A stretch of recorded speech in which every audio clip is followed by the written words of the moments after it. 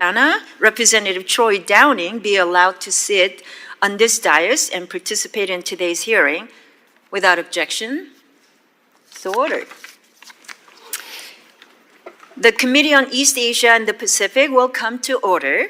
This hearing aims to explore strategies for the United States to reduce global dependence on the People's Republic of China for critical minerals by partnering with the private sector and allied nations. Let me now recognize myself for an opening statement. I think we're still morning, so good morning and welcome to East Asia and the Pacific Subcommittee's hearing titled Breaking China's Chokehold on Critical Mineral Supply Chain. I want to thank our witnesses for joining us this morning. Critical minerals, lithium, cobalt, rare earth elements, and others are the building blocks of modern technology, powering electric vehicles, microchips, and advanced defense systems. Global demand for these minerals is surging, with lithium demand alone growing nearly 30% annually from 2021 to 2024, driven by rising electric vehicle battery production. Yet, the People's Republic of China, or PRC, controls 92% of global rare earth element processing and dominates the manufacturing of battery and magnet components. This chokehold, reinforced by China's tens of billions in global mining investments and tactics like price manipulation and export restrictions, poses a direct threat to the United States and our allies. While the U.S. possesses significant mineral resources, domestic production alone cannot meet the speed or scale of this demand. The U.S. manufacturing, their operation costs increase significant in the region, increasing the regional bureau. It will take decades to permit a natural mining in America. Moreover, the federal government lacks the financial capacity to fully subsidize the level of investment needed to drive large-scale private sector investment expansion of domestic production. Relying solely on domestic solutions is insufficient therefore, so we need a bold global strategy to secure resilient, diversified supply chains free from Chinese control. The current geopolitical landscape offers an opportune window to act. The recent developments, such as President Trump's critical minerals agreement with Ukraine and the U.S. facilitated peace deal in the Democratic Republic of Congo, open new opportunities to access vital resources. We've also seen coordination like the recently announced Quad Critical Minerals Initiative underscore the importance of critical minerals to broader regional engagement. As the administration renegotiates trade relationships, we can strengthen partnerships with our allies to build non-Chinese supply chains, enhancing both economic and national security. So today's hearing, we will explore these challenges and opportunities. We will examine how to build a proactive global strategy to establish supply chains free from Chinese dominance. So our goal today is very clear: to ensure the United States and its allies have secure, reliable access to the critical minerals that will define the future of technology and security. I look forward to a productive discussion. And now, let me now recognize the ranking member from California, Representative Berra, for his opening statement. Thank you, Madam Chairwoman. And obviously, this is an incredibly important hearing. Your testimony could be my testimony, and that demonstrates the bipartisan nature of creating redundant supplies of critical minerals and rare earth elements. Weaning ourselves off of the chokehold that China currently has, where we've watched them, use their current export restrictions on rare earths in retaliation to some of the trade negotiations that President Trump's leading. We can't be dependent on that. And again, so with that, certainly thank you for this important hearing. Creating and building a diversified, resilient, secure critical mineral supply chain is crucial to our national security. That's why landmark legislation like the Inflation Reduction Act, in which Senator Manchin played a key role, led to historic investments to support domestic critical mineral supply chains and started to diversify us away from foreign entities of concern. Unfortunately, in the big, beautiful bill, some of these demand incentives with regards to electric vehicles, battery manufacturing, et cetera, potentially are going to be undermined. And that's something that, certainly as we look at implementation of this bill, I think we ought to correct to continue to build those demand signals. Also, while domestic production of critical minerals is crucial for the United States security, we can't do it alone if we want to shift away from reliance with China. That's why our subcommittee is going to play an important role to make sure the State Department, the Development Finance Corporation, and other national security agencies have the tools they need to build resilient global supply chains. In the prior administration, worked closely with the State Department, worked closely with Undersecretary Fernandez to build those strong international partnerships on supply chain resilience, both bilaterally and through multilateral initiatives, including the Minerals Security Partnership. The MSP brings together 14 partner countries, including Australia, India, Japan, South Korea, and the United Kingdom, as well as the European Union, to strengthen critical mineral supply chains. The MSP Finance Network convenes development finance institutions like the DFC and its equivalents in the MSP partner nations to leverage private sector investment for critical mineral projects, focusing on minerals that are most relevant for advanced technologies, defense, energy, and industrial processes. It's a positive sign that our ally, South Korea, has now succeeded the United States as chair of the MSP. That said, we've got to continue to work with the State Department and continue its robust leadership in the MSP to ensure that MSP projects are meeting our national security goals. That's why today I've introduced the Bipartisan Mineral Security Partnership Authorization Act with my colleague, Chairwoman Kim and Representative Moylan, to authorize the State Department to lead the U.S. participation in the MSP. As our committee works to pass bills, including reauthorizations of the Development Finance Corporation and State Department, it's critical that we work in a bipartisan nature to ensure that we have clear international strategy for securing critical mineral supply chains. The MSP is central to the State Department's role in this strategy, and I look forward to hearing our witnesses' suggestions on how we can strengthen the MSP to be more expansive. With that, I look forward to hearing the testimony from the witnesses, and I'll yield back. Thank you.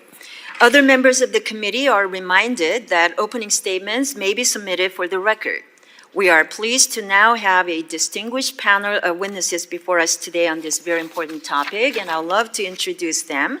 The Honorable Frank Fannon, the Managing Director of Fannon Global Advisors. Thank you for joining us. The Honorable Joseph Manchin, former U.S. Senator of West Virginia. Thank you for joining us. The Honorable Jose Fernandez, former Undersecretary for Economic Growth, Energy, and the Environment, the E family, at the State Department of State. Thank you for joining us. This committee recognizes the importance of the issues before us and is grateful to have all of you here to speak with us today. Your full statements will be made part of the record, and I'll ask each of you to keep your spoken remarks to 5 minutes in order to allow time for member questions. I now recognize Mr. Fannon for your opening statement. Thank you, Subcommittee Chair Kim and Ranking Member Barra, for the opportunity to speak on one of the most pressing national security challenges of our time. China has been waging what I have termed a quiet war against the United States for years. This is not a war fought with missiles and bullets, but one waged with minerals and refineries. The Chinese Communist Party has systematically weaponized its control over critical mineral supply chains as part of a broader strategy to displace the United States as the world's indispensable power. U.S. intelligence agencies have confirmed that Communist China is an existential threat for many years, yet Washington has been reluctant to take the necessary and sometimes difficult actions. Unlike the West, Beijing does not subscribe to the definition of war as simply acts of force, but instead follows Sun Tzu's guidance that supreme excellence consists in breaking the enemy's resistance without fighting, and recommends first attacking his strategy. Wars are fought with industrial capacity and the supply chains to fuel it. The CCP seeks to win its war by depriving the United States the means to ever wage a kinetic one. China controls most of the critical minerals that underpin defense and weapon systems, energy technologies, and the building blocks for the modern economy. Although America has a significant resource endowment, the U.S. is 100% import reliant on nearly a quarter of the 50 critical minerals and over 50% reliant on 29 of them. The United States must take bold actions rather than spend time increasing awareness of the problem. President Trump's executive orders signal a meaningful shift toward action. With that in mind, I would like to touch on a few of the recommendations from my written testimony. First, the United States should be clear that it is focused on critical minerals for national and economic security. By adopting security as America's organizing principle, the U.S. can take the appropriate countermeasures. Further, this clear goal will signal to partners, governments, resource-rich nations, and investors that America is serious and committed to mineral security. Next, the U.S. must right-size, modernize, and use its international finance tools. China has deployed more than $1 trillion in Belt and Road initiatives, including in critical minerals. And in 2023, increased mining and metals-focused investments 158% over 22 levels. The United States should not try to emulate the Chinese state-led model. Instead, should leverage its comparative advantage, the American private sector. This requires an appropriate federal financing partner on the other side. And then the DFC and XM Bank are those partners. For the U.S. government, the DFC and XM can advance America's foreign policy. From the business lens, they are sources of catalytic capital and, importantly, a means to de-risk investment opportunities in emerging markets. Congress should significantly increase the DFC's funding and fix the scoring problem that treats equity investments as grants. The XM should be more nimble, lower domestic content requirements, and have greater risk tolerance. The DFC and XM should prioritize partnerships with American investors and companies and disqualify parties with substantial Chinese ownership interests. This approach is consistent with the important strengthening of the foreign entity of concern provisions included in the One Big Beautiful Bill. To meet our challenges will require working with partners and allies, but America's minerals diplomacy should focus on performance-based partnerships that include objective measures such as dollars invested and tons of material mined. China is the lowest cost producer through state investments and shirking labor and environmental protections. Congress should highlight China's unethical and inhumane practices. By increasing transparency, the U.S. and free nations can impose penalties or establish barriers against unethically sourced critical minerals and thereby catalyze differential pricing. Breaking China's chokehold requires moving beyond semantic debates about decoupling versus de-risking and adopting a bold strategy necessary for victory. I stand ready to work with this committee and the administration and to ensure America wins this quiet war and secures our critical mineral independence for generations to come. Thank you. Thank you, Mr. Fannon. I now recognize Mr. Manchin for your opening statements. Chairwoman Kim and Ranking Member Bear, I want to thank you all and the members of this committee for the opportunity to share my perspective on this vital and bipartisan economic and national security issue. It's something I put years of work into during my time as chair and ranking member of the Senate Committee on Energy and Natural Resources, as well as the Senate Armed Services Committee. When I joined the Senate in 2010, China put rare earth export controls on Japan, following a territorial dispute over islands they claimed ownership of, which should really sound familiar to all of us. From that moment, through the Energy Act of 2020, which created the critical minerals list itself, through my last day in the Senate, I focused on this issue. And while there has been good legislation, there remains much more to be done. If I could leave you with one thing today, it's to impress the urgent need for us and our allies to have strong, reliable, critical mineral supply chains across the three phases: extraction, processing, and manufacturing, so that no part of the process is in the hands of an adversary. The solution includes the use of our financing tools, like the Development Finance Corporation, the Defense Production Act, and the Export-Import Bank. We need to reauthorize and strengthen these key financial tools so that we have a full toolbox. And given the committee's focus, we must keep in mind that none of this works without diplomatic engagement. The Senate Department must focus on energy security with experts who understand the complexity of resource economics and energy geopolitics, with emphasis to prioritize the issue in country, Finally, we need to make sure that this effort is coordinated so that efforts across so many agencies are effective and don't work at cross purposes or waste investments. Here's why this matters now more than ever. Just like Putin weaponized Russia's oil and gas resources to try to scare off Europe from supporting Ukraine, Xi Jinping and the Chinese Communist Party are more than willing to use critical minerals as leverage to put Americans and the free world at risk. They have ramped that up in earnest recently by flooding the market with oversupply, driving prices down, and leaving producers worldwide unable to compete, and then using export controls once they dominate the market. In fact, at the end of 2023, I held a hearing in the wake of the first round of China's export restrictions on gallium and germanium, two critical minerals that are needed for semiconductor fabrication. As I feared that export restrictions became a ban in the late 2024, that with recent trade disputes, they have gone even further by cutting off our supplies of rare earths, antimony, tungsten, and more. That is why tariffs are so important. Tariffs are needed to protect the building blocks of our economy and national security, as well as those of our allies from China's market distortions and economic malfeasance. That is what tariffs are for, to protect strategic industries by penalizing bad actors and keeping the U.S. prices competitive. Even worse than Europe's addiction to Russian gas, which is about 45% of supply in 2021, we are over 90% reliant on China for graphite, gallium, rare earths, over 60% reliant germanium, over 70% reliant for high-grade cobalt and nickel, and I could go on and on. And China's critical mineral grip extends around the entire globe.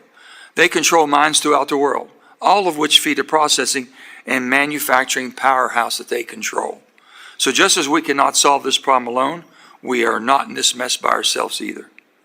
We must acknowledge that while we can provide much of the minerals we need domestically, we don't have the capacity to produce or process every mineral in the quantities that we need here in the United States, in North America, or even in a newly formed AUKUS security partnership between Australia, the United Kingdom, and the U.S. Even if capacity weren't an issue, we can't afford to spend $1 billion per mineral to support domestic suppliers. Our debt is a national security threat too, and we must come to grips with that. Permitting reform is essential to fast-track domestic production, but we also need to ensure that we are working with trusted and reliable partners when it comes to overseas mineral sourcing. That means looking first to friends like Canada, Australia, Japan, and Norway, but also building new trusted partners throughout efforts like the Mineral Security Partnership and countering China through the energy and mineral diplomacy efforts under the committee's jurisdiction. We must also be extremely cautious of our policies where the Chinese have a majority of control, like the Democratic Republic of Congo and Indonesia, and don't get sucked in when they have total control either. So in closing, the time to solve this issue is now, and Congress has a grave responsibility to step up to the plate. I look forward to your questions, and thank you for asking me to be here today. Thank you, Mr. Manchin. And now I recognize Mr. Fernandez for your opening statements. Thank you, and good morning. Chairwoman Kim, Ranking Member Bear, members of this committee, thank you for having me here. I'm going to try and be brief because I very much share what's been said before me. Briefly stated, we have a need and we have a problem. The need is that the world needs exponentially more critical minerals and rare earths. We need them for just about anything and everything that we use: data centers, semiconductors, energy, battery storage, EVs, and these numbers are staggering. In the last couple of years, the demand for energy battery storage has doubled. The IEA tells us that by 2050, we'll need 42 times the amount of lithium that we use today. That's the need. The problem is that the PRC controls or owns just about all, if not, or at least most of these minerals. 2/3 of the world's lithium and cobalt, 100% of the graphite, 19 out of 20 strategic minerals. This is a strategy that the PRC has followed now for over decades. It also involves subsidies. The IEA has estimated that 20 to 40% of the cost of a of a mine in China is subsidized by the government.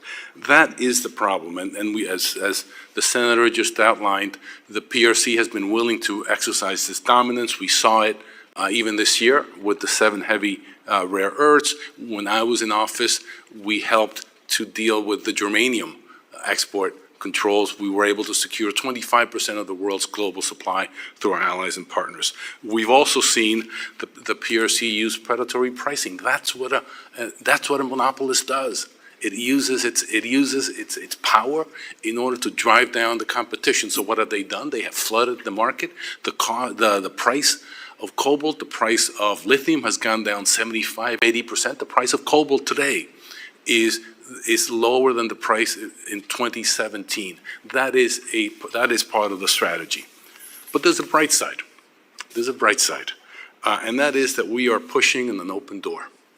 When we started working on the Mineral Security Partnership, and I went to our allies and partners, they shared the same concerns. They actually were looking to do something about their diversification of critical minerals. They saw the same need, and when we proposed the MSP concept, they bought it immediately. They wanted U.S. leadership.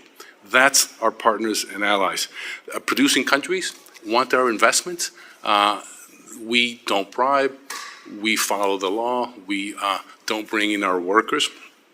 So we created the Mineral Security Partnership based on the premise that no country can solve this problem alone. We had 4 lines of effort. We shared information with our partners, because if we couldn't put together the deal for a mine, perhaps other countries could. We did what private equity and banks do, which is we finance together in order to de-risk and minimize the risk. We included recycling projects, because we are told that 30% of the world's need could be met in the next 10, 20 years by recycling. And lastly, we had to make a better offer, and our offer was we would adhere to high ESG principles, because we could not win a race to the bottom. And so we had to change the terms of the debate. We were successful. We were a deal shop. We were not a talk shop. We had over 30 projects that we supported in our 2 years. 13 of those are public. We actually had countries come to me and say, Jose, if our companies invest in a mining deal in country X, we're going to get screwed. But if the U.S. comes, they won't mess with us. So some of what we did was diplomatic support. We also were able to work with our colleagues at the DFC, at Exim Bank, at USTDA in order to finance together. And we were just getting started. I am very happy to see your proposed MSP authorization bill. I welcome it. It incorporates the lessons of the MSP. It gives it the tools for success. It's a partnership with partner countries that tries to galvanize the private sector, and that is our best weapon. That is our secret weapon, our private sector as well as our allies. I've made 3 suggestions in my testimony that I hope we can discuss today. I think we're going to need more funding. If you look at what France, Germany, Australia, Japan, Korea, and others have done, all of those have billion-dollar investment funds in order to de-risk and do early-stage investing. I've also proposed that we not ignore recycling, and lastly, that we create an emergency response team in order to address the continued weaponization by the PRC. But again, I very much welcome your proposed bill, and I hope we can discuss it later this morning. Thank you, and I look forward to your questions. Thank you to all of our witnesses for your wonderful opening statements. And we'll go into member questioning, and I recognize myself to first ask questions. And I want to pick up on what Mr. Fernandez said about the Chinese predatory tactics. So let me talk about how the significant challenge we face today is China's ability to flood global markets with low-cost critical minerals, leveraging state-backed subsidies. For example, nickel prices have fallen 75% in the last several years because of the Chinese oversupply. So let me ask this question to Senator Manchin. Why does China's chokehold on critical minerals threaten the U.S. economic competitiveness and national security? And if you can talk about to what extent can domestic production reduce this dependence, and why is international engagement still essential? When you look at what we're dealing with and look in history, 20th century, beginning of the 20th century, the United States became a powerhouse because of our energy. Back then it was relied upon on coal, made the steel, we did an awful lot of things, and we basically pulled ourselves out of poverty, became an industrial leader. That was necessary for us to have reliable, dependable, affordable energy. Today, critical minerals is the same as that energy was needed back in the 20th century. So in the 21st century, the new boom is going to be basically critical minerals. Well, everything that we do depends on these superconductors and the magnets and all the different things and special alloys and steels that we use. Those are building blocks where I think that we've made a mistake, that we should have trade agreements and we should have basically penalties with tariffs in order to protect our building blocks. That's it. Everything else should be used as an incentive to do trade. But protecting basically our allies and countries across the world that we can rely on. And we have a chain of allies that we can depend on. You have Canada, tremendous cachet of rare earth minerals. Australia, tremendous cachet. United States, possibility of a tremendous cachet we weren't allowed to mine and process. And then you have Japan and South Korea able to do refining. We have a building block right there that we could start and get in the game very quickly. You got to let the private sector in. We can't take this debt on, continue to take all these debts on and the risk. Those are the things. And what happens, if you let China control that, it'll be no different than what Putin tried to do with oil and gas and our allies. Same thing. So you've got to have independence. And then ask Mr. Fannon similar questions too. Given China's capacity to undercut the competitors, what policies can we consider to shield domestic and allied mineral producers from predatory pricing tactics? Yeah, thank you for the question. I think this is key. What I don't think we can do is rely on traditional conventional norms and practices because China rejects them. Senator spoke about the rare earth dispute in 2010. And the response from the United States at the time, along with Europe and Japan, was to initiate a WTO action against China. It took 2 years for that to be concluded, and it found what we knew, China was cheating. But in that interim, China dumped material onto the market and killed the economic basis for that company, so they went out of business. So what we have to do is a new way of thinking about these things. In terms of what the steps we should pursue, one of those would be, and Senator mentioned tariffs, I think targeted tariffs is exactly the right approach. China, according to the International Energy Agency, recently concluded that China's cost of capital is 50% less than anywhere else in the world to do a mining project. That's very hard to compete with. Second, the issues on how they do their business. It's very opaque. We don't know how they do their business. It's hard to see. What we know is that they violate environmental and human rights all the time. And actually last year, the Department of Labor issued a report underscoring that. I think a higher degree of scrutiny is important. It could create differential pricing. We always talk about having a green premium because there will be a commodity will produced in a way with lower carbon. But industry is reluctant to pay more for it if they're competing against a commodity at a lower cost. Rather than ask U.S. Industry and U.S. companies to pay more, we should try to level the playing field. I think the administration is keen to do that by making the costs increasing the costs on the Chinese side. At the same time, we have a pacing challenge. Senator noted the amazing resource abundance in America.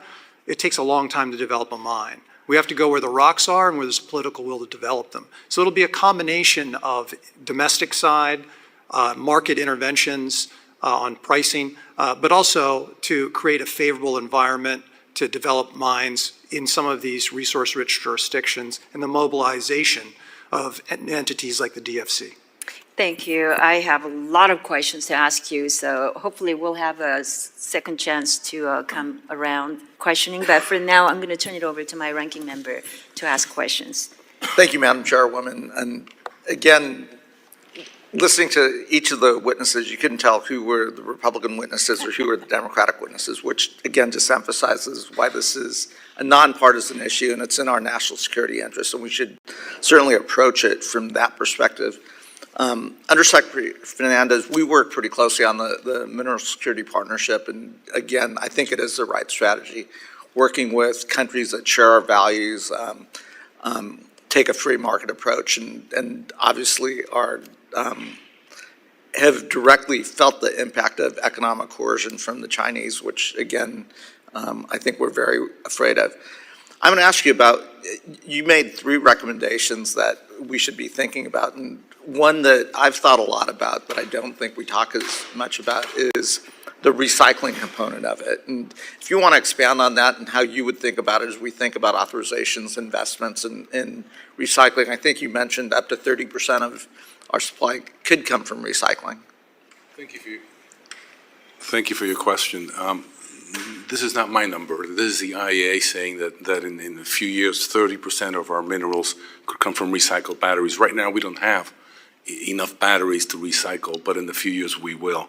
And that's huge. I mean, we heard before that it takes 10, 15, sometimes 20 years for a mine to come on stream. It's much quicker to do a recycling project.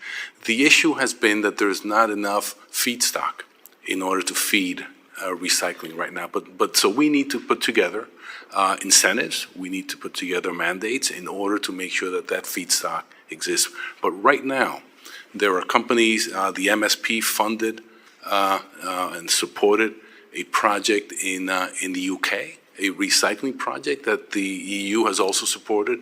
There are opportunities right now, and it's yet another opportunity for our private sector to get involved because there's money to be made here. Great. Senator Manchin, you talked about the various tools that we have available, whether that's the DFC, Exim Bank, Defense Production Act. Do you want to elaborate a little bit more on that? And, you know, I think one thing is this committee goes through the reauthorization process for DFC. What are some fundamental changes other than we do think we need to increase the limits? Representative Barrett. The question you've asked is a good question because basically what we have is a critical situation in our country right today. National defense authorization would be the way to go right now because you can accelerate, whether it be permitting that you need it for these projects. Permitting is something we've worked on very, very diligently. We've made some inroads, but not enough. In order to do that, to get into the rare earth minerals that we have in our country, I've always said this, you can't ask other countries to do what you won't do for yourself. If we have a cache of rare earth minerals, we should be able to mine them, we should be able to process, and we should be able to manufacture. And working with our allies around the world, we should do the same. You got to form a block, really, and basically a national defense authorization for the defense of our country. And this is what is at stake right now. Can we defend ourselves? Can we have the defense we need? Do we have the critical minerals for that, computers and chips? Do we have it for our economic growth? Compete in AI? All the things we're competing with right now. It's a race, basically, who's going to lead the 21st century and beyond. And the United States has been the leader. It's basically leadership's looked upon from the free world, and whether we survive or not. So with that, I think it's critical to use what you have now, but the big elephant in the room right now is national defense authorization. It allows you to bypass an awful lot of this and determination that we've got to have this done as quickly as possible, and it could be. Great. And, you know, Undersecretary Fernandez, if my colleague from California, Dr. Ruiz, was here, he's bent my ear a lot on, you know, Lithium Valley, the Salton Sea, and the possibilities there, thinking about just the vast supplies of lithium potentially there, and doing it in an economically responsible way. I know he's talked to you in the past about this. Would you want to just expand on the potential? That is one of the poorest counties in California, if not the country, and, you know, doing something like that in a responsible way seems possible. I'm familiar with that project, and that's a project that, like several other projects in the U.S., is quite promising. And I think we need to find ways of supporting it. The senator spoke about permitting. Both sides recognize that this is a problem. We've got to speed that up. We don't have the luxury of time. The other thing on lithium goes to the question that Chairwoman Kim asked about oversupply. We have oversupply is a temporary problem. Our demand for lithium keeps going up year after year, 10, 20% over the last five years. But the prices go down. Why is that? Because of oversupply. But if you look at the numbers, if you look at the history, in 10 years, the world will need more lithium, even with the overabundance that we have today. So what we have to do is find ways to help our industries, to help our companies survive the next 5 to 10 years. Almost like a boxer hanging on for that round to end so that they can take a break. And so I think we ought to be looking at lithium, and we ought to be looking at the overabundance problem as something that we're going to need to deal now, but that won't be there, hopefully, if we do our job right in the next 10 years. Thank you. All right. I now recognize the gentlelady from South Carolina, Ms. Biggs. Thank you, Madam Chairwoman. And my first question is for Senator Manchin. Given President Trump's March the 20th executive order titled Immediate Measures to Increase American Mineral Production, to what extent can Congress direct the Development Finance Corporation to use the authorities available under the Defense Production Act to finance domestic mining projects? Anything we do today from the government, we have to consider the debt of the nation, I think. It's very important to all of us. But with that being said, how do we partner up with private is what you're asking, and we can do that. I think the MP project that the President just announced is a very good start. Basically, it's a company that was kind of toyed with the Chinese forever. They really broke the company, put them in bankruptcy, took over basically their production. And basically now we're coming back to where the federal government stepped in to have ownership. The company I'm involved with is called Aramco, just now that we've announced the mining coal, first coal mine in 70 years in Wyoming. It has critical minerals in the binding, which is tremendous opportunity for us to get 2 for 1. And that's going to be something that we think is going to be very promising. There's others in the United States that we can do, but the federal government really has to make, who's going to be the offtake? Is it Department of Defense? Is it going to be the private sector and economy? Well, you've got to protect it from the standpoint that private sector capitalization is going to go where the cheapest prices are. It's just the way the system works, unless it's protected by tariffs that does not allow China to dump on us when you have rare earth, whether it be lithium, granite, germanium, whatever it may be. They can't come in and undercut it to where someone says, well, in the private sector, I'll buy there versus here. And that's where you offset with your tariffs. That's what we think the federal government can do, is they can be the referee. They can put the guardrails on that protects us to grow, not just here, with Canada, Australia, some of our leading partners, Japan, things that they've been able to do. So there's an awful lot that we have that people work with us and be a partnership versus us trying to do it by ourselves. Thank you. And the second part, what do you feel like are the primary reasons for DFC's limited success in financing mining and quarrying projects, as evidenced by only a 1.2% of its active projects being in this sector? Time, just time, permitting. You know, give you an example. You can start. I'll give you a perfect example. The Mountain Valley Pipeline, MVP. We tried for a long time. It started out as a $3.2 billion project. Because of litigation and time, end up $8 billion. Companies won't do that. They just won't, unless there's some certainty. And that's why I encourage all of you. Permitting, we've worked hard over the years, and Congressman Westerman is a good friend of mine. We work together very closely, and we have a bill we think is very close to being done. We think you all can take it across the finish line. It really needs to be done. You need to codify that.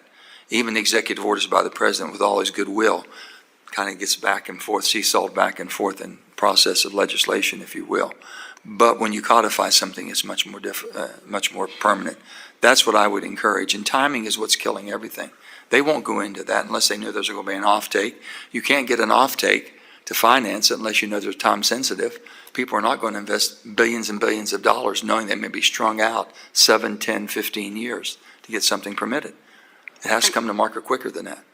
Thank you so much for your insight. And my next question is for Mr. Fannon. A recent report highlights a critical vulnerability. The U.S. is completely dependent on imports for 10 essential minerals and over 50% reliant on imports for 30 others. So these include vital materials like gallium, I think we've already mentioned a couple, germanium and graphite, which are crucial for everything from our weapons systems to batteries and electronics. So how important is it that we use supply chain tools capable of tracking these materials down to the specific bolt and chip in a system rather than just broad categories? And how does this level of detail help us pinpoint our vulnerabilities and precisely what needs fixing to keep our systems operational?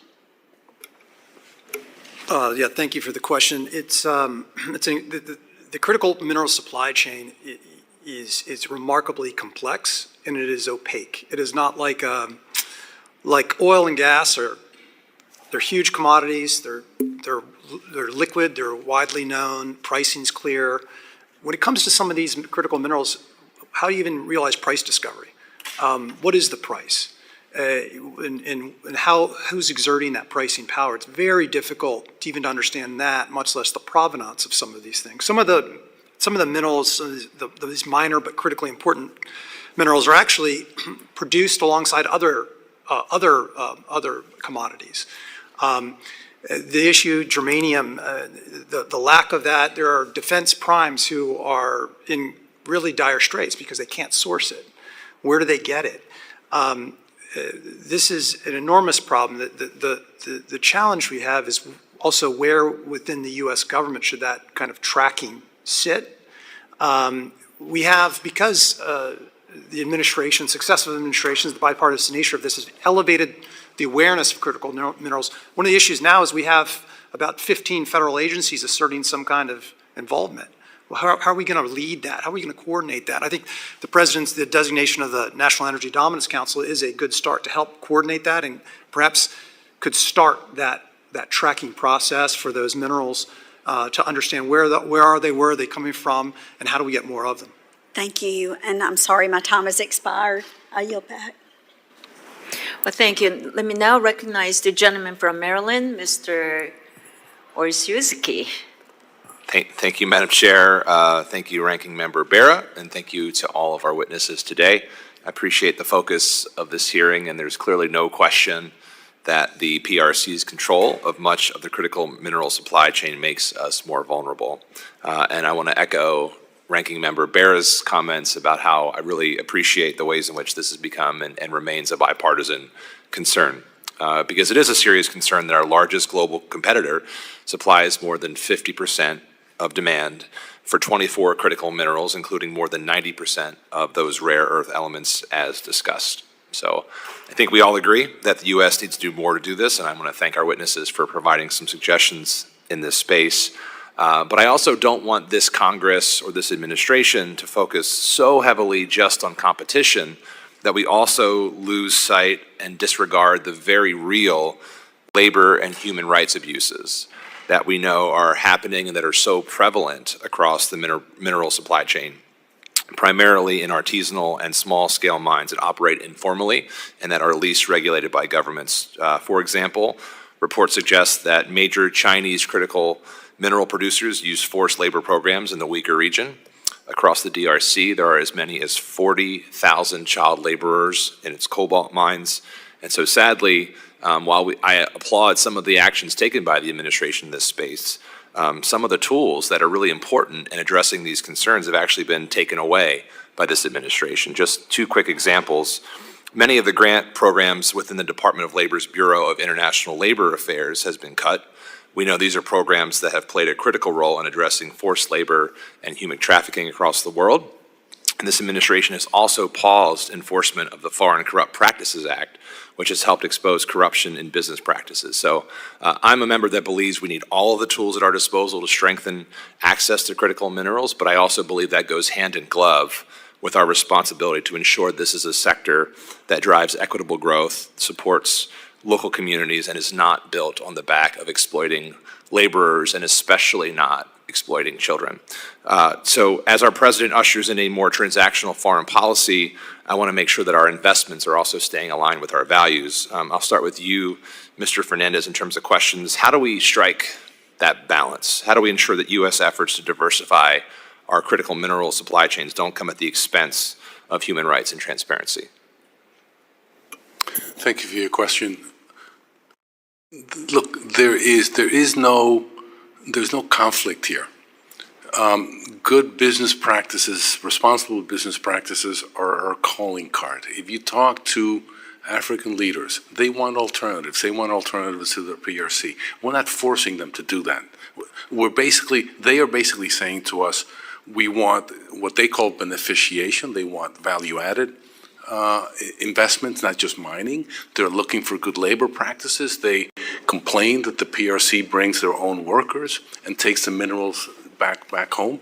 So they want those kinds of practices. It is our calling card. I've had African leaders get up and give me a hug when I talk to them about what we'd like to do for communities. There are lots of projects around the world that simply don't see the light of day because communities oppose them. They oppose them because of what you mentioned. So I don't see a conflict here. In fact, I see it as a business opportunity. I see it as part of what our offer. Why is our offer better? Yeah. Because we will not engage in the race to the bottom. We will not win a race to the bottom. We will engage in the race to the top. And if we do that, I'll take my chances. Yeah, good opportunity to both advance American interests, but also do the right thing for humanity. I think I'll have time for one more question, so I'll turn to workforce. We know that over half of the U.S. mining workforce, about 220,000 people, is projected to retire in the next 5 years. As we think about domestic production, we should be concerned about that. We also know the number of mining and mineral engineering programs in the U.S. has dropped from 25 in '82 to 15 in 2023.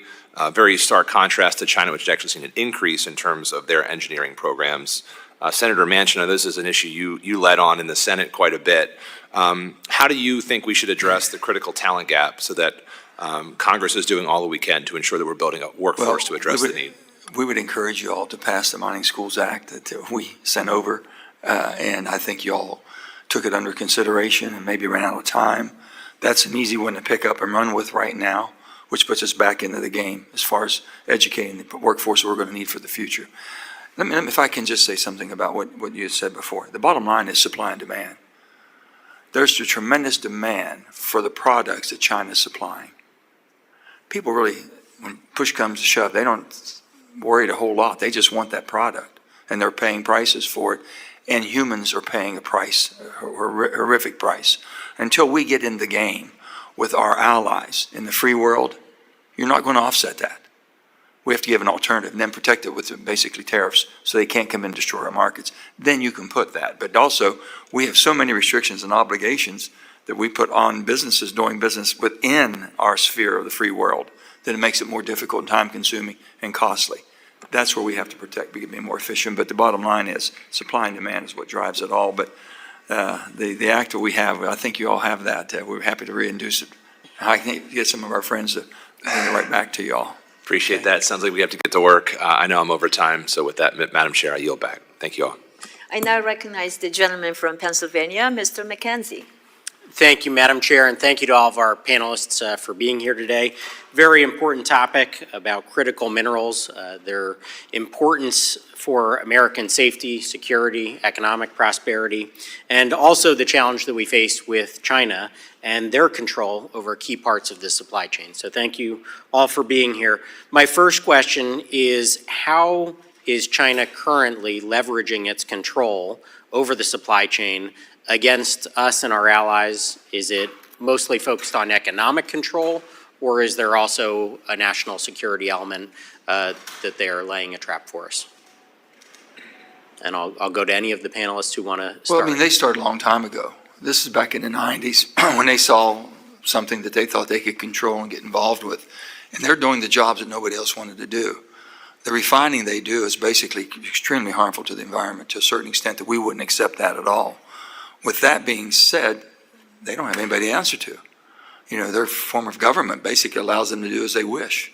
And they've been able to basically capture a market that says, listen, you send all your product to us, they go over and do the mining, send their people over to do the mining, send it back to China to do the processing, refining. No one else is willing to do it. And there is ways to do that. You know, there's technology that can do it much cleaner, much more safer for the environment and for the workers. But they dominated that market and had a 20-year start on all of us. So how do you get that? You can't say, well, we can't sit back and just accept what it is. We can get into the game very quickly. I think the President, Trump, is in Pennsylvania today, in your beautiful state, right next door to my state. And hopefully energy is going to be the topic of what they talk about today. And I think you're going to find some private sector willing to jump into the market now to accelerate that with the help of the government. Mr. Fernandez? Congressman, they're using it right now with 7 heavy rare earth materials. It's being used as we speak. But it's more than that. It's not just the exercise of that dominance, it's the threat of that dominance. There are many countries out there that will tell you, we do not want to do certain things because the PRC will retaliate. And so just that threat sometimes is enough to change behavior among our allies and partners. So it's got to go beyond the actual public bans, export bans, and export restrictions. Mr. Fannon? Yeah, I just would just add to that. The IEA did a N1 analysis to look at what's the availability of global supplies if you take out China, and it's only about 35% for a lot of these minerals, 35 to 50% of available global supplies as of right now. That changes the entire psychology of when countries interact with one another. They don't want to offend the supplier. So like Germany, for years, claimed that Russia was a reliable gas supplier until they weren't. It's the same, it changes. Why were they unable to do it? It's because so much of their economy was linked to having cheap gas to fuel their manufacturing base. The same now that, like in German Russia gas, now we're America critical minerals with China. We need to reverse that. I think we have the ability to do it, as has been discussed. We just have to move forward and execute quickly. Well, I appreciate all of your comments. Clearly, a recognition of the problem that we're facing with China's control of the supply chain, and the way that they're using it and leveraging it against us. We've heard some great suggestions about improving permitting, increasing partnerships with our allies. My question is, there has been some discussion around one component of a solution being that the U.S. establish a strategic minerals reserve or a critical minerals reserve. I would love to hear any of your thoughts on that as something that we could do to address this challenge. Up to about 20, 30 years ago, we used to have critical mineral reserves. You could go around the country and find different deposits of it, and that was eliminated after the Cold War. Thought wasn't needed anymore, which was a bad mistake. I guess everyone's at fault of that, but never thought was needed. But that's what's changed everything. So that would be something that we should do. But we've got to get to production first. Look at what we did with LNG. We were able to do something with LNG is quicker than anything's ever been done, ever thought we could do. And now we replaced most of Russia's oil and gas that was going into our allies in UK and all that, with what we were able to do, because we were able to put that into the market. We could do the same here if we work in collaboration. Yeah, I think it's a crucial issue. We have a national defense stockpile that exists, but it's remarkably underfunded. There's very little in it. The other thing that I think is important to distinguish is, we talk about the defense industrial base. I think that's a bit of a misnomer. It's just the industrial base. If things get hot, all of our companies will throw in and be involved in an effort. What I think we have to think about is broader. The defense uses, on an annualized basis, about 500 tons of rare earth a year. The U.S. economy as a whole is 10,000 tons. We do have a stockpile that's for the U.S. economy when it comes to oil, the Strategic Petroleum Reserve. The question is, do we consider that for the broad industrial base for the U.S. economy? And then how do you do it? It's very, very challenging. And I think as Congress considers this and the administration, it's critical to talk to the private sector who are experts in this.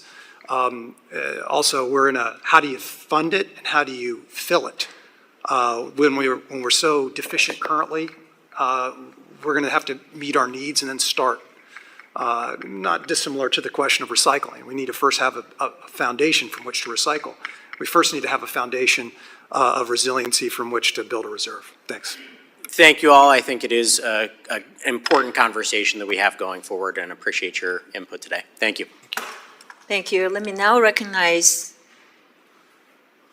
Representative from Florida, Moskowitz, since he was here first, with all due respect. Thank you, Madam Chairwoman. Senator, good to see you again. Good to see you. So, some really good questions on this. I want to spend my 5 minutes with trying to break this down for the American people. Because being the emergency management director during COVID in Florida, I saw how the lack of manufacturing in this country, the reliance on China, was a major detriment in a pandemic. I can't imagine, God forbid, we got into a war in the near future. The surprise that the American people would have of the things that we, A, don't make here anymore, or B, rely on other folks to supply us, supplies that could be cut off. How do we educate the American people? Like, I gotta be honest, when I started learning about antimony, I was like, is that adamantium and Wolverine? Like, I had no idea what it was. And then I realized, oh, this is a real problem. China has us. And they know it. And you know, so what I want to spend some time with you guys is how do we tell the American people, like, this is kind of wrapped up in the tariff issue with China. China is controlling exports, threatening to control exports, and our U.S. military literally relies on this stuff for some of the most critical weapons that we make. And so China has such a huge advantage. And I want to talk about the stockpile, because that was another lesson we learned during COVID, right?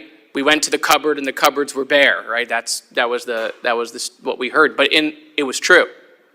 It was true. The National Strategic Stockpile was empty. Now, they put $2 billion to build a stockpile, but that's not going to be enough. So I kind of want to open it up. How do we educate the American people on the national security risk and why this is so important? Senator, I'll give you the bite of that. Well, thank you so much. And you know, I would just take off of that. If history, knowing our history, if you want to read one book that tells you how we became the superpower of the world, how we won World War II, how we were able to be the armament of the world, we supplied the arms that were needed around the world, we outproduced everybody. Read Freedom's Forge. If you want to read one book that tells you exactly who we became and how we became who we are today, that would put everything in perspective what we need to do now, because we're way behind the curve. And you went in eloquently and went into that. If we don't get back to producing, you know, well, you can go back to NAFTA and blame NAFTA. You can blame the USMC. You can blame anything you want. You can blame 1990s allowing China in the WTO. Everything that we allowed to happen, thinking that we could open up after the wall fell.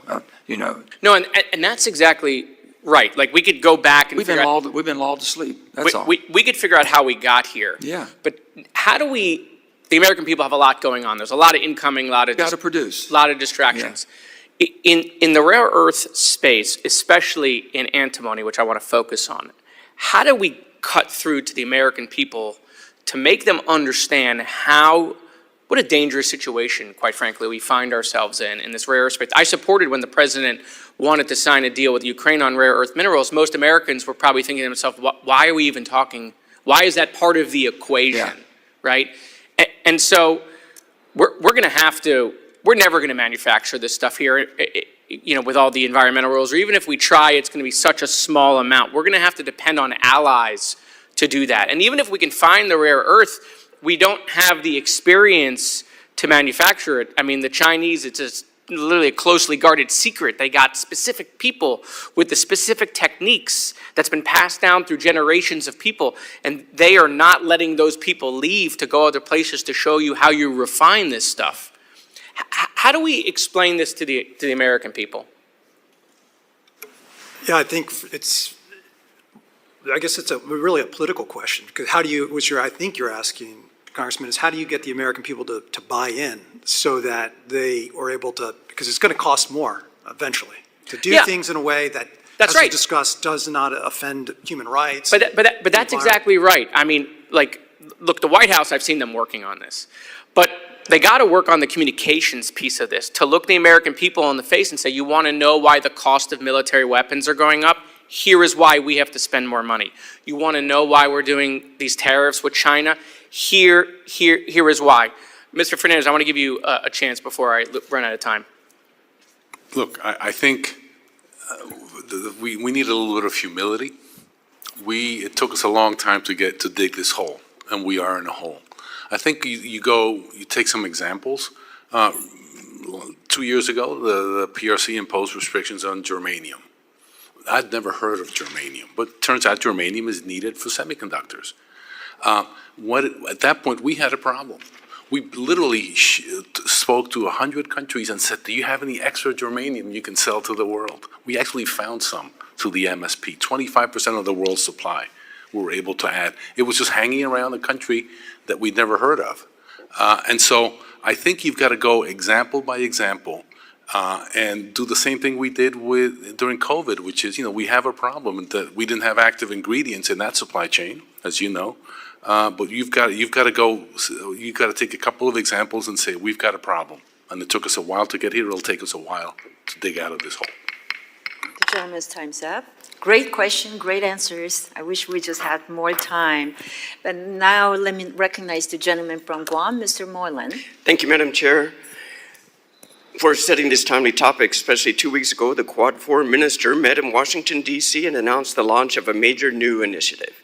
And as they clearly stated, reliance on any one country for processing and refining critical minerals further harms our economic and national security. Given this understanding, we need to strengthen both our domestic efforts and international cooperation to build more resilient and diversified critical mineral supply chains.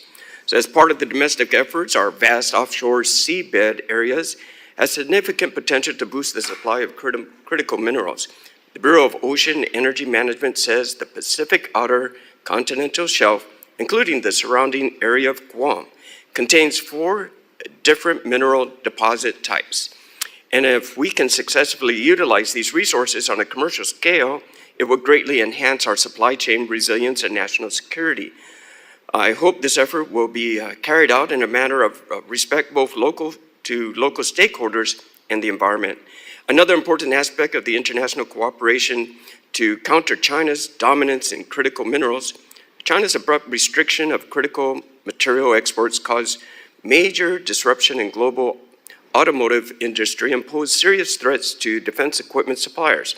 However, we cannot leave these challenges solely to the private entities because, as we know, China employs non-market practices such as large-scale subsidies, and it's extremely difficult for private actors to compete on their own. Securing stable and reliable supply chains is an urgent issue not only for the U.S. but also international communities. So we need to develop a shared strategy and framework among like-minded countries to build alternative and resilient supply chains. So Mr. Fallon, you have great experience being the first Assistant Secretary of State, Energy Resources, and do you believe that the State Department needs additional authorities to develop international cooperation and support of private sector investment in foreign countries? Thank you, Congressman, for the question. I would say that I believe the State Department has considerable authorities. What would be useful is to increase the authorities of sister agencies, the International Development Finance Corporation, over which the Secretary of State serves as the chairman. The DFC also is an entity that, by its mandate, is supposed to integrate America's foreign policy as part of their investment thesis.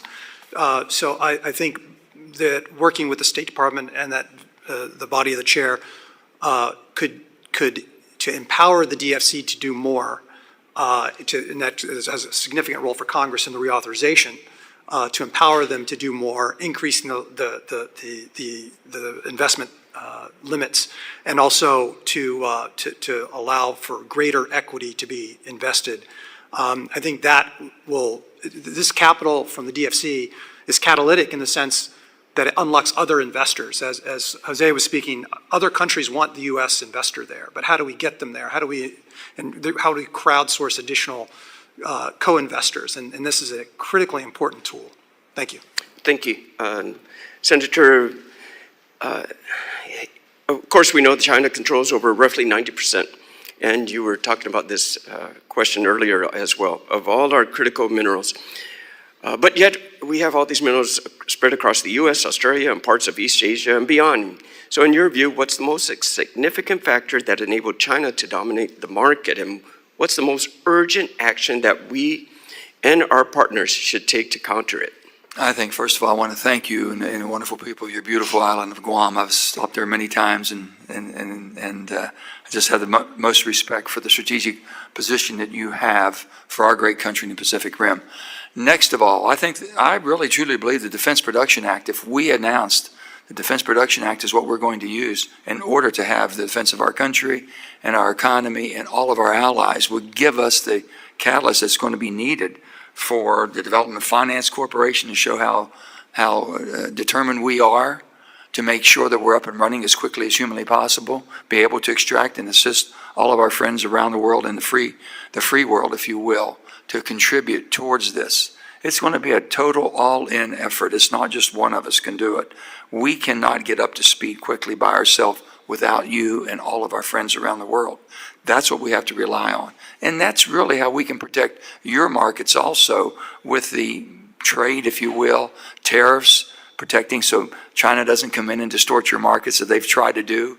We've watched how they've been very aggressive in that part of the world, and we're determined basically to defend and help you. I would say one more thing too. Is there some way that when you think about it, if it wasn't for the ore that China gets from Australia right now, what kind of a crimp would that put? What kind of a bind would they be on if we were able to, all the free world, consume Australia's ore so they wouldn't have to go to China for that market? That might be things we could do to really put a pinch on them too. Thank you. Thank you, all. Thank you, Madam Chair. I yield back. Thank you. I now recognize Representative from Rhode Island, Mr. Amo. Thank you, Chairwoman Kim, and thank you to our witnesses for being here, including the distinguished former senator. It's an honor to be with you. For those watching at home, critical minerals and their supply chains are, like the name suggests, critical to our national security and American domestic manufacturing industries. From cell phones to solar panels to our most sensitive defense technologies, we rely on critical minerals every day. But as you know, China is a dominant processor of 19 of the 20 minerals the International Energy Agency considers key minerals. And China has 70% of the global processing capabilities for these minerals. Through export controls, the CCP wields access to these minerals to advance their global policy goals like a guillotine over everyone's head. In December 2024, China banned the export of gallium, germanium, and antimony to the U.S. In February 2025, China further restricted exports of tungsten, tellurium, bismuth, indium, and other minerals. And in April 2025, China cracked down on the exports of 7 heavy rare earth and magnets derived from them. Dysprosium, gadolinium, lutetium, samarium, scandium, terbium, and so on. And now, you know, the fact of the matter is most Americans, the folks that we're talking to at home, have not heard these names since studying the periodic table. And even then, I'm not sure they stored them to memory in their high school sciences classes. But it's important to break this down for the American people. It's critical because of the semiconductor, telecommunication, defense, and renewable energy industries. People around the country need to know this critical impact.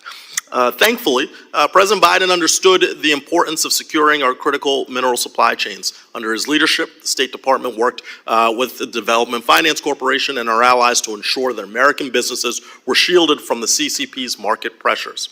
In 2022, we established the Mineral Security Partnership, the State Department program that was dedicated to accelerating the development of diverse critical mineral supply chains free from China's control. But we have a challenge at hand because the Trump administration has gone forward with reductions in force that can have an impact that undermines all of these efforts, this awareness that we do have in a bipartisan way to have access to critical minerals. And we saw just last Friday, the State Department lose through their reduction in force and firing of 1,300 employees as a part of a plan to shrink that workforce in a way that is not thoughtful. And instead of working to secure our critical mineral supply chains, Trump is firing experts and causing those remaining to be distracted by fear for their jobs instead of focusing on American interests. And it is a real distraction. So, Undersecretary Fernandez, I'd love to hear from you how these reductions in force harm states' work with other federal agencies like the DFC to help American businesses secure our supply chains, and what should we be doing to work with DFC to continue to play a supporting role in securing critical mineral supply chains? Thank you for your question. We could talk for a long time about this, and I'll be brief. This has got to be a bipartisan issue because it's a bipartisan problem. It's also an international problem. Our allies and partners understand that this is a problem, which is why we need a strategy. Part of that strategy has to include the DFC. The DFC was a very good partner in the Mineral Security Partnership. Why? Because funding is often the problem that we all need to crack. There are a number of changes in the DFC authorization that in my eyes would help. The equity scoring, for example, there's a penalty for investing in equity. The number of countries, the types of countries they can finance projects in, upper middle income countries are a problem. Argentina and Chile have the world's largest deposits of lithium, and yet the DFC can't work in those two countries. And so we've got to find a strategy that turns the DFC loose, that allows us to use all of the tools at our disposal, Exim Bank and TDA as well. And I think that's what the MSP did. And frankly, we had very good cooperation from the DFC. Thank you. My time has expired, so I yield back. I now recognize gentleman from Kentucky, Mr. Barr, for 5 minutes. Thank you all. Thanks to our witnesses. Senator, good to see you again. My neighbor from West Virginia, and I want to talk about West Virginia and Kentucky coal in a minute, but let's just frame the problem. Today, China accounts for 70% of global rare earth element mining, 92% of rare earth refining, and 90% of rare earth magnet production.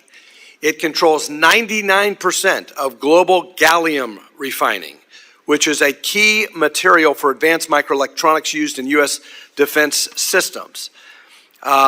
This is a real concern because, as you know, in April, China imposed export restrictions on 7 of 17 rare earths, many of which are essential for U.S. defense platforms such as the F-35 fighter, which contains 920 plus pounds of rare earths per unit, Tomahawk cruise missiles, and joint direct attack munition smart bombs.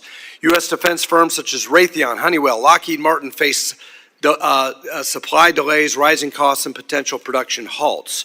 So breaking China's chokehold on these critical mineral supply chains will require more domestic production.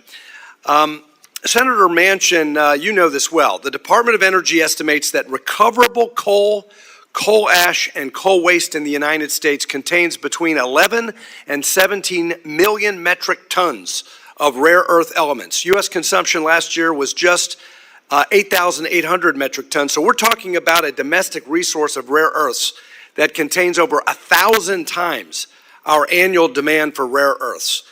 Given that scale, Senator Manchin, wouldn't it be a strategic failure not to include coal-based mineral recovery from West Virginia, Kentucky, Wyoming, Pennsylvania, across this great fruited plain as a core pillar of our national critical mineral policy?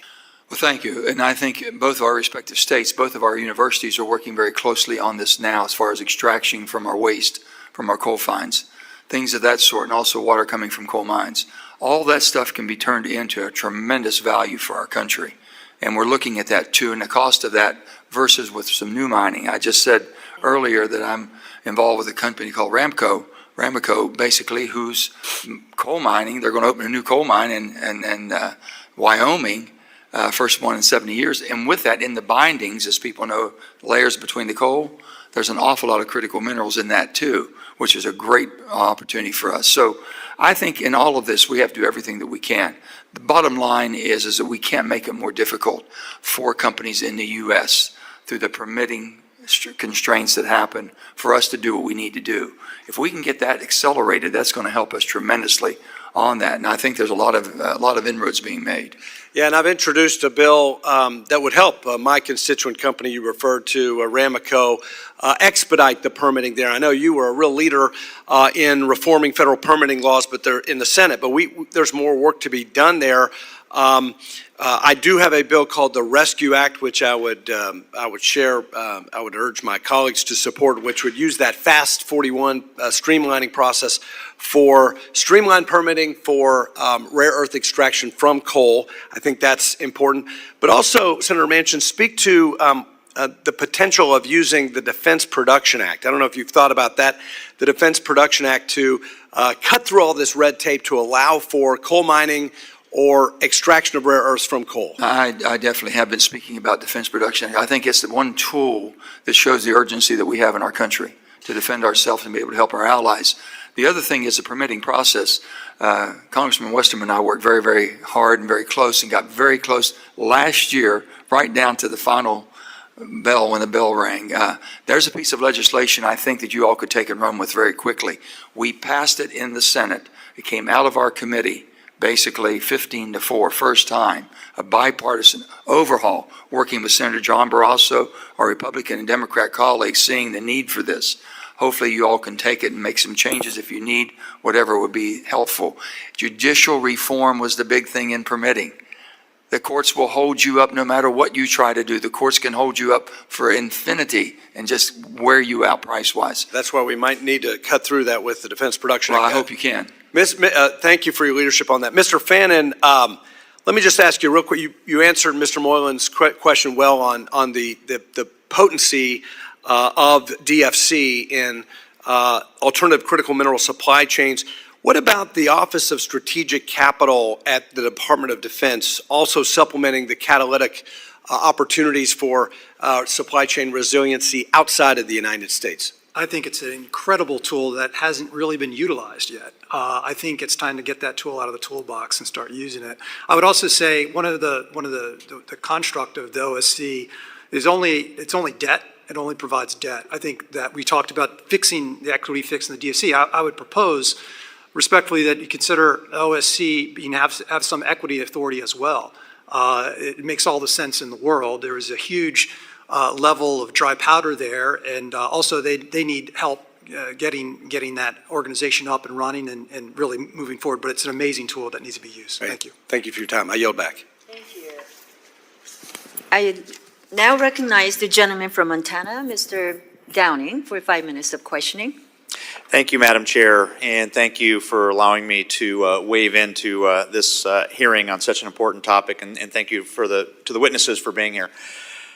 In my home district, I've got central and eastern Montana. You know, we've seen firsthand the ability of American adversaries to dominate and manipulate critical minerals markets. You know, the Stillwater mine in Stillwater County, Montana, is the United States' only platinum and palladium mine and has been the victim of deliberate market manipulation by Russia. You know, Russia's dumping of cheap minerals into the international market forced the Sibanye-Stillwater, the owners of the mine, to scale back its operations and lay off 700 well-paid workers at the end of last year. Obviously, it's had an incredible impact on my district and those counties. So China employs similar manipulative tactics to an even greater degree in order to promote dependence and freeze out competition. So I'm going to start with Mr. Fannon. In your testimony, you discuss how China will eagerly manipulate the global critical minerals market by restricting supplies on one hand and dumping them later to kill off growing competition. Can you elaborate on the degree to which global market manipulation is part of China's overall critical mineral strategy? Yeah, thank you for the question. This is a playbook that they have used and deployed multiple times, really since 2010, when they first banned the export of rare earths. At the time, President Obama initiated a WTO challenge against China. It took years for that case to go through the WTO process. In the interim period, China dumped material onto the market, crashed prices, and sent the one company, rare earth company, into bankruptcy. A few years ago, China, Xi Jinping said he didn't like the way cobalt was being priced, and announced he was going to look into that. The one cobalt mine in the development project in the state of Idaho that was starting to ramp up, the U.S. government was an investor in, announced that they were going into care and maintenance because the prices crashed. It's just the signal that China has, because it's not just that they're the biggest producer, it's also important to recognize they're also the largest purchaser. Right. So they're working it on both sides of the ledger, which gives them massive pricing power, and it goes back to this price discovery challenge we have with China. Thank you. With regard to combating Russian dumping, I introduced the Stop Russian Market Manipulation Act. It's a bill to ban the importation of platinum and palladium from Russia. And I'll go to the whole panel on this one. What steps can Congress take in order to combat similar efforts by Chinese producers to dominate the international market and crush American competition? So trade and tariffs are the thing, I think, it's your tool and the tool we have in our great country, basically. Tariffs should be used as an incentive and a protection. Protection, basically, of your building blocks, and we talked about this earlier. The building blocks, we have to have what you're producing in Montana. We have to have that. The free world has to have that. But unless you're protected against the unfair practices of China and countries of concern, whether it be Russia, China, North Korea, Iran, they're never going to have our interest. They're never going to have our view. And with that, you have to protect against them coming in and distorting our markets. That's where the tariffs can be used to protect building blocks. Thank you. Any further comments? Mr. Fannon? Yeah, I would just say I would look to, we could shift the presumption. I think Congress has already made a pretty important past legislation in the Uyghur Forced Labor Prevention Act, which created a presumption that if material, something's being produced in Xinjiang region, it was presumed to be tainted. And it requires Chinese suppliers to disclose where their methods. I think we could apply that thinking into the critical minerals debate. You don't have to do anything, just ask them to start to disclose. U.S. mining companies are remarkably transparent. And they disclose all this stuff all the time in response to governments, in response to the NGO community and other interested stakeholders. Why aren't we asking the Chinese to do the same thing? Thank you. Thank you. Mr. Fernandez? Thank you. As I mentioned earlier, this is what a monopolist does. It floods the market, it cuts out the competitors. It's not just only in Montana, but in Australian mines have closed. Mines throughout the world have closed because of Chinese oversupply. I think tariffs are a tool. I would caution the overuse of tariffs. If we don't have the minerals in our country to replace those, then it doesn't do us any good. But in the case of minerals that we do have, I think tariffs are one of the tools that we have in our toolbox. Well, thank you. I've got a lot more, but unfortunately I've run out of time, so Madam Chair, I yield. Thank you. We have some time for second rounds of questioning if the witnesses are okay to stay with us a little longer. Great. So let me first start with follow-up questions from what we were discussing earlier regarding the use of the Defense Production Act. I know, Senator, you just mentioned that you had a legislation in the Senate. I would love to take a look at it because I also serve on the House Financial Services Committee, Subcommittee on National Security and Illicit Finance, and we are trying to work for a modernized DPA. So your input today, as well as giving us some suggestion and recommendation on that regard, is greatly appreciated. So if you want to just talk about that just quickly. Well, Madam Chair, first of all, I have two other articles I'd like to present for the consideration of the committee, which gives a breakdown on the background of critical minerals and rare earth sectors, and also the partners' critical mineral supply chain by country, the largest producers outside of China, so we know we can get these two things. I think that'd be helpful. We'll share also with you, as we talked about, the workforce, what we've done in that, and also the comparison we've done with some other bills. Happy to share all that with you, and I'll make sure that Peter back here gets it to you, okay? Thank you very much. Thank you. And then as we are talking about breaking chokehold on China's dominance on critical minerals, rare earth elements, mining, producing, manufacturing, we just recently saw the announcement coming from the administration that Defense Department will be the largest shareholder of our, probably the biggest rare earth producer, MP Materials. So I just wanted you to comment on that a little bit, because we also saw this morning Apple. It's a big investment in the field as well. So can you, Mr. Fannon, talk about what we can learn from this deal? Yeah, thank you. I would say that this deal is absolutely transformative in terms of the boldness and the scope, given that it's not just an investment, but also over time, offtake, and also price security, I would say. The Apple point is, I saw that announcement too, where Apple is going to invest as well, because they want these magnets, which is critical to their business. And so what I think that the lesson here is, there's a role for the U.S. government as an investor in these projects, firstly, whether in the United States or internationally. But also, the lesson is that if there's an alternative supply chain, then U.S. companies will source from it. The move by the Defense Department is answering the chicken or egg problem, I would say. And so now we see a major investor coming in. I think that this is a model, whether it's Defense Department, the DFC, any other variety of other investors from the U.S. side. But it's that de-risking where you'll see those offtakes and other co-investments. And so I think it's absolutely transformative. Thank you. Madam Chair, if I could say one thing. Yes, go ahead. I think basically with the federal government, as you saw, made the announcement last week into MP, which this is what it's about. When you see an offtake coming to the federal government guaranteed by, we're going to be needing this product and we're only going to buy it from American producer, changed the whole dynamic. And that allowed Apple and other people with large sums of money that can invest knowing that it's going to be protected and basically used within our own system. Got it. Well, we also, go ahead. Just Sorry quickly, about that, Mr. there are a Fernandez. couple of successful examples of the DPA being used in Canada for critical minerals, and that was done during the Biden administration. I would suggest you look at that. Those were successful. Also, one of the beauties of the deal with MP is that it actually, in the past, what we've done is we privatized the gains and socialized the losses. What this does is it actually makes the U.S. government a partner in the success, and I would look at that as an example going forward. It's not going to replace the private sector, but it certainly can be an early stage investor. Thank you. Well, thank you so much, all of you, for that. Again, during our discussion, we also talked about the role of DFC playing a bigger role in this space. So our subcommittee is also charged with reauthorizing DFC before this fall, and we hope to do this soon. So we are looking at equity fix.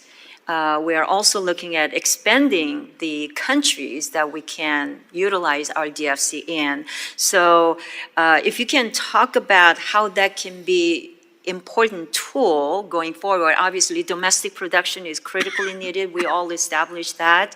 But we also need to work with our allies and partners in the region. So how can this be a critical tool in our also diplomatic toolkit?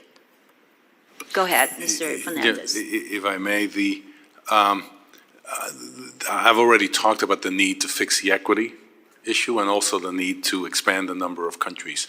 But something we did as part of the Minerals Security Partnership is we created a finance network. And so I would urge the DFC as well as EXIM and others to spend more time with their counterparts in other countries. Why?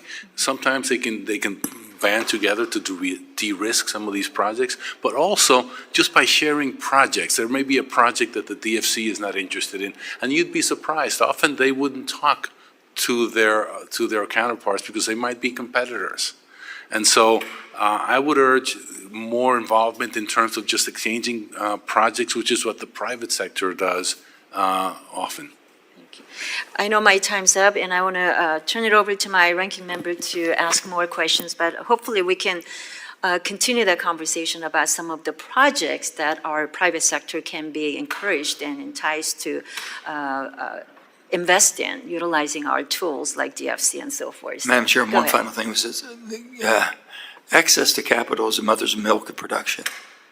Without capital, they can't produce, or they won't come to fruition. So that's what access to capital in every way, shape, and form is going to make the difference, whether we produce in time or we don't. Thank you. Ranking Great. member? And just for those watching at home, antimony is atomic number 51 on the periodic table with a symbol of SP. Just in case I ever make it on Jeopardy, that's important information.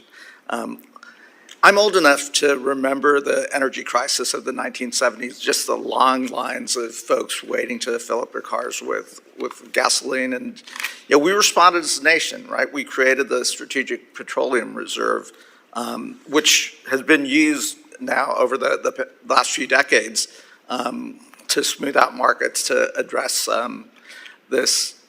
We're doing the same in APIs. Representative Moskowitz talked about COVID, and we realized very quickly our pharmaceutical industry was overly dependent, in this case again on the PRC, for those APIs.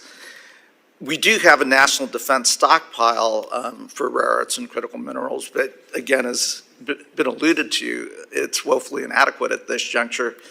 Again, I'm not a complicated person, but if prices are at historic lows, it would seem to me that now would be the time for us to actually be gobbling up that market and creating that national stockpile. Maybe, Undersecretary Fernandez, you were in administration, and again, it doesn't seem like rocket science, and then maybe Senator Manchin, since you're a fellow legislator, why is it that we seem to be lethargic in terms of recognizing, we know the risk, it's not a partisan issue. What's holding us back from actually very intentionally going in and creating the stockpile? Well, I remember talking about it. Frankly, there was a lot of talk, but not a lot of action. The funding is an issue. And also, I think we've been slow to realize the vulnerability. But I do think your suggestion that we consider it is one that the time is now. Because, when you're as far behind as we are, you need all hands on deck. You need everyone on board. And unless we move quickly, unless we do what, for example, the senator just mentioned in terms of permitting, it takes us 10 to 20 years to build a mine. We can't continue operating that way. So it's all of the above and all hands on deck. I think timing, Congressman Bear, timing is the thing, and uncertainty is the cost that no one can factor in. Those are the two things that really, permitting, like you said, from that standpoint, but people jumping in, a lot of people, litigation, know they're going to go through litigation, we're a litigious type of mentality. Good in certain areas for protection, but also overdone in so many areas that stymies it. Yeah, so there's nothing that prevents us from doing both of these things, right? Because we can build the stockpile immediately if we were to appropriate the right resources and funds, which it sounds like we really ought to do. And then opening mines, doing the permitting reform will take a little bit longer, but earlier in this Congress, in a bipartisan way, we passed the Fix Our Forest Act. Now, not necessarily the same thing, but it was bipartisan. A lot of us as Democrats got tired of watching our forests burn, certainly in California. It has NEPA reforms in there, et cetera. So we can do permitting reforms, and again, might be easier under a Republican administration. We have the urgency now that we have with that. Absolutely. Right And now. again, what I would urge my Republican colleagues to do is, now's the time. I'm not asking to meet at the 50-yard line. We don't have the White House. We don't have the majorities in the Senate or the House, but don't take us to the end zone. Like, we can meet at the 35-yard line. We can do this if we're willing to negotiate. And Senator Manchin, you did lead some of these efforts in the Senate. So maybe that is the starting point. We have some good, we're going to share that with you all, what we had done and what we come close to completing. Yeah, and we ought to do it. Mr. Fannon, do you want to add anything on the petroleum reserves or the defense stockpile or permitting reform? Yeah, I think it's important to acknowledge the administration has started to talk about permitting reform and has some executive orders to try to shorten some of these time horizons. I think the point you made about the forests is a good one. You decided to pass this legislation, move this bill, bipartisan bill, because you saw a crisis. And the crisis was real, it was material, it was, the smoke was around your house. People acted. I think we need to, this goes back to an earlier comment, this is a political problem. How do we create that sense of urgency with the American people that the smoke is around the house to create that move? And I think once you do that, then we'll see some action. I think we're starting that now. Great, thank you. With that, I'll go and kneel back. Thank you. Chair now recognizes Representative Sherman from California for 5 minutes. China controls most of this market. Is that because China is uniquely blessed by ores of all these rare earth minerals, or is that just because China decades ago decided to do the mining, which is difficult, and the processing, which I believe is even more difficult? I'll ask any of the witnesses. Let me just say, if I can, very quickly, Yes. everything you just said was correct. They did something nobody else wanted to do. And if you won't do it in your own backyard, don't expect someone else to do it. China filled the void, and they saw it back when we got into the WTO in 1990s. And they went after, where could they capture some markets and basically hold us hostage? And they've done it extremely, extremely efficient. But other countries in the world have the ore deposits and could have done it. China did it. China put the resources to it, yeah. Gotcha. They put the money to it. There are those who advocate that America should have a strategic cryptocurrency. What? I guess one of our witnesses needed to leave. A cryptocurrency reserve, which seems bizarre. I've never heard of a short of cryptocurrency. As a matter of fact, if you want to get some mongoose coin or some skippity toilet coin, that's available to you right away. As are all the currencies. Do we have a rare earth minerals strategic reserve of any significance? We have a defense reserve, which is woefully underfunded and not terribly well stocked, wherein there are some critical minerals. I don't have insight into what. And that's not designed to support our economy. That's just designed to allow us to make weapons that we might not otherwise. For defense. And I'd point out we have a strategic petroleum reserve that we should be refilling now, because oil is under $70, and both administrations, particularly the prior ones, that they would refill the reserve when oil went below 70, and that hasn't been done, but we continue to hold over $10 billion worth of cryptocurrency for reasons I have yet to figure out.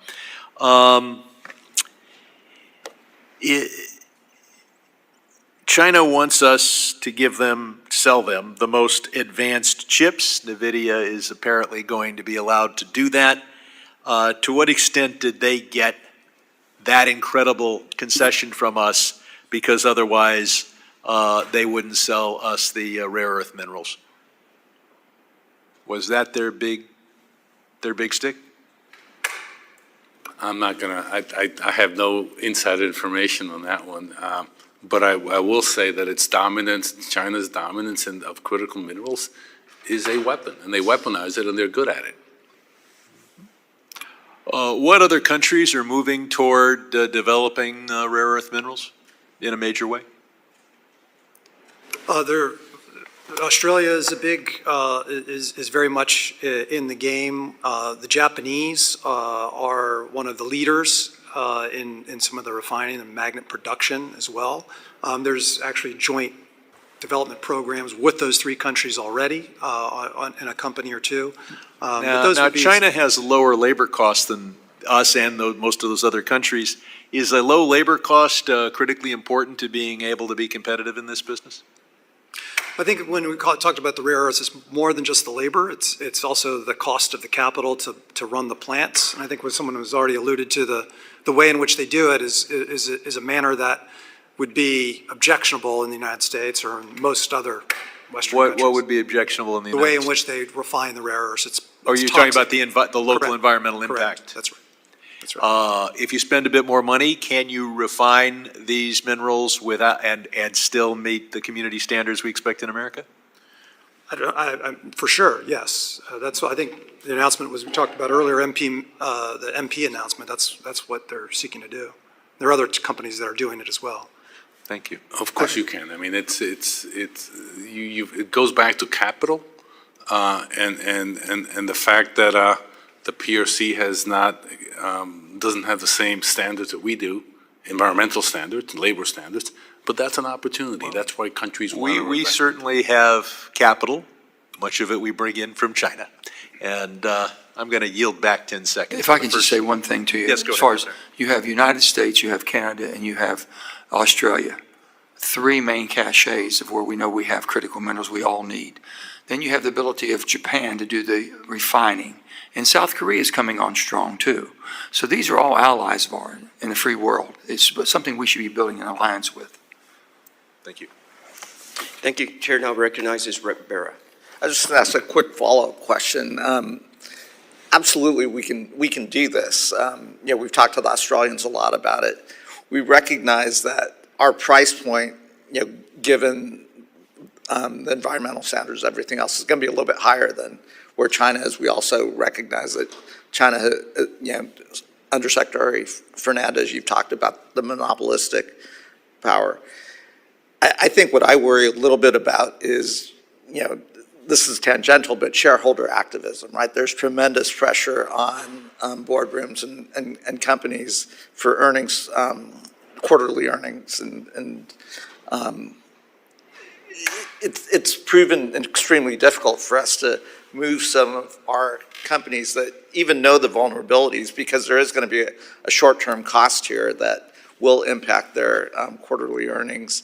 And we don't have to get into it, but I just put that one out there. That is something that we actually have to also think about is, the long-term investments that, give them long-term profitability as opposed to really the short-term investments that drive some of these decisions to continue staying invested in China or making further investments in China, even when they know the long-term vulnerabilities are there. So you want to talk about that? It's become the American way, which is not beneficial for us right now. Basically, everything's return on investment, shareholders demand, makes very, very bad decisions. And the bottom line is pay me now or pay me later.